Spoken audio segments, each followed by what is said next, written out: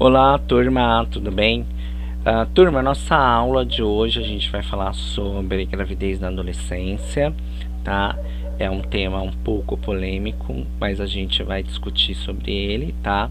Vamos, logicamente, falar sobre a questão da Organização Mundial de Saúde, um pouquinho.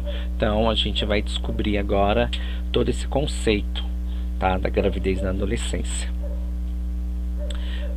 A gravidez na adolescência, ela tem uma idade, tá? Segundo a Organização Mundial de Saúde, entre 10 e 19 anos, tá? A menina, quando ela está conseguindo chegar aos 10 anos, por que conseguindo?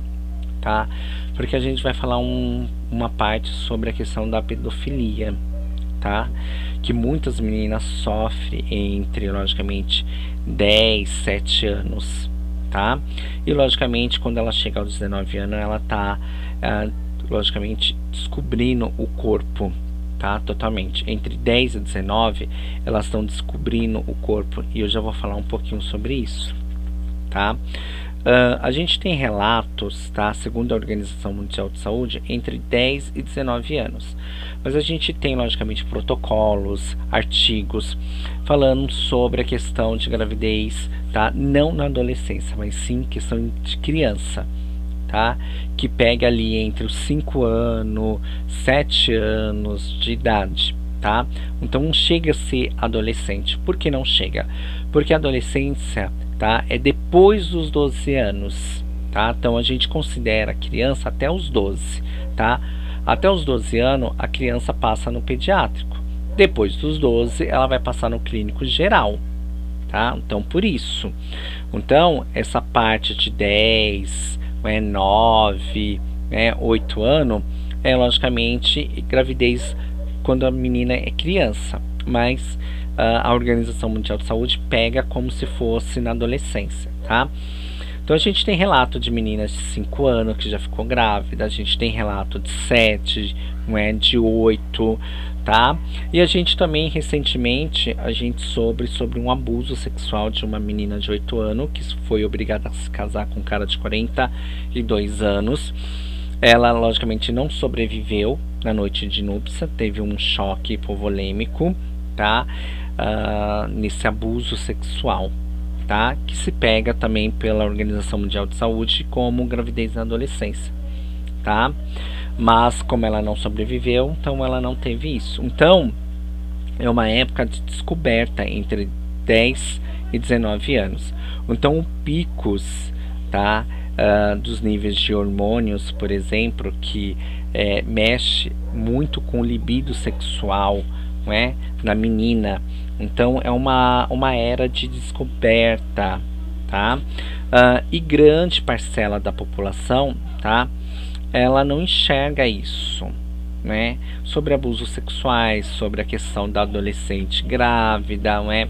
Mexe muito com a parte de cultura também, não é? Então, assim, a população jovem, ela tem uma parte de uma ignorância. Por que uma parte de uma ignorância? Hoje em dia, você tem como prevenir, tá, uma gravidez na adolescência, tá? Hoje em dia, os jovens têm um conhecimento, tá? Eles sabem como se prevenir, tá? Se fosse antigamente, na década de 50, né, 80, 70, a gente podia até falar, mas os dias de hoje, tá? Fora isso, que tem muitos jovens, tá? Com uma IST, tá? Não é DST, é IST aqui, tá? Deixa eu até marcar aqui, ó. Uma infecção, como vocês sabem, tá? Sexualmente transmissível. Isso foi mudado em 2016, tá? Mas ainda muitas literaturas falam DST, tá? Então, assim, hoje os jovens, a maioria deles tem uma IST, tá? Temos artigos de pessoas com 15, tá, 14 anos com uma IST. E temos muitas grávidas na adolescência com IST, que tem que tomar muito cuidado com isso. Então, assim, tentar e ter métodos para prevenir, tem vários, tá? Mas a adolescência parece que está ficando burra, tá? A consequência de uma gravidez precoce, tá? tá? As condições físicas, tá? Ela pode ter, logicamente, rompimento precoce da bolsa, tá? E isso acontece que ela tenha um aborto, tá? Ou, logicamente, deslocamento de placenta pode acontecer também, tá? Além disso, pode ter diminuição do peso, porque é uma criança, né? A criança, ela perde muito peso, tá? Ela pode ter uma anemia profunda, tá?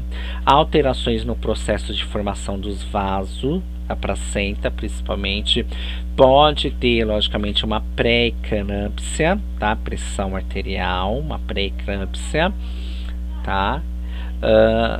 Então tudo isso, tá? Pode acontecer logicamente com uma menina, tá? Uma adolescente quando ela fica grávida precocemente, porque o corpo dela não está apropriado, tá, para essas mudanças, mas às vezes acontece, né? Fora isso, tem a consequência psicológica, tá? Essa consequência psicológica a gente vai pegar um pouquinho aqui sobre a questão da pedofilia também, não é? Muitas mulheres se encontram na gestação precoce, tá? Tem muitas que não sabem quem é o pai, tá? E quem vai criar, logicamente, são os pais dela, tá? Também elas não estão preparadas, tá, emocionalmente para falar, né, como que ela sofreu, ou se sofreu um abuso sexual, ou o pai às vezes ele é maior de idade, ele não é menor de idade, não é? Aí vem o abuso infantil, que acontece muito. Tem muitas meninas que trocam a boneca, logicamente, pelo um bebê, pelo um RN, né? Tem muitas que tem muita depressão, tá, pós-parto, tá? Isso acontece muito em adolescente, tá? E tem muitas meninas novas de 12, tá, 13 anos que tem uma depressão por conta mesmo que sofreu um abuso sexual, tá? Então a gente tem que tomar muito cuidado com isso. Tem muitas meninas que têm diminuição, tá, da autoestima, tá? Aí ela pode sofrer uma síndrome de burnout, tá? Então a gente tem que tomar muito cuidado com essa síndrome de burnout, que pega muita depressão e autoestima, tá? E é onde ela pode cometer algumas loucuras, tá? De tirar a própria vida. Então tem que tomar muito cuidado com isso, tá? A autoestima, tá, dessas meninas, tá? Logicamente, problemas afetivos entre a mãe e o bebê, tá? Às vezes a mãe ela rejeita, tá? Se for logicamente de uma violência muito grande, a criança ela rejeita, tá? Ou logicamente muitas meninas dão para doação, né? Dá para doação, é doação mesmo, tá? Não é adoção, não, é doação, tá? Porque meninas carentes, tá? Elas doam mesmo, tá? O bebê, elas simplesmente dão para adoção, que a gente vai falar sobre isso agora. Por quê? Quando você está grávida na adolescência, você vai dar para adoção, tá? Você mexe com um conceito muito grande, tá? Primeiramente, a assistente social vai até a casa, né, para saber as condições físicas, tá, morais dos pais e econômica, para saber se eles não podem criar essa criança. Então, muitas vezes, como muitas moram em comunidade, elas preferem doar, tá? Que dá para adoção, tá? Pode acontecer isso. E pode acontecer também que muitas deixam, não é, essas crianças no hospital e vai embora. Ou acontece mesmo que uma menina tenha o parto em casa, tá? E simplesmente joga as crianças tanto em esgoto, na lixeira, ou simplesmente, não é? Porque elas não querem, elas não entendem isso, tá? E tem muitas meninas, não é? Quando estão grávidas, que podem morrer, logicamente, na hora do parto, porque não tem passagem, não é? Tem muitas que escondem da mãe, tá? Eu vou contar um caso aqui rapidinho, tá? Eu trabalho com saúde pública, então eu vejo isso muito frequentemente. E uma coisa que me deixou marcado foi quando a mãe levou a filha, para começar o pré-natal, né? Começou levou ela até a nossa unidade e, logicamente, a gente começou fazendo a entrevista e a mãe cutucando a menina, batendo na menina. E a gente perguntou: mãe, não faz isso, né? Aí a mãe falou assim: ah, porque ela é uma safada. Eu saí para trabalhar e ela dormiu com meu marido. Aí a gente perguntou: mas era pai dela? Ela falou assim: não, ele é meu marido, não é dela. Ela tava querendo roubar o meu marido. Aí a menina, tá? Ela tinha 13 anos, ela falou assim: mas eu amo ele. A gente, logicamente, fez o SAI dela, né? Abrimos o SAI, fizemos, logicamente, tudo que a gente deveria fazer.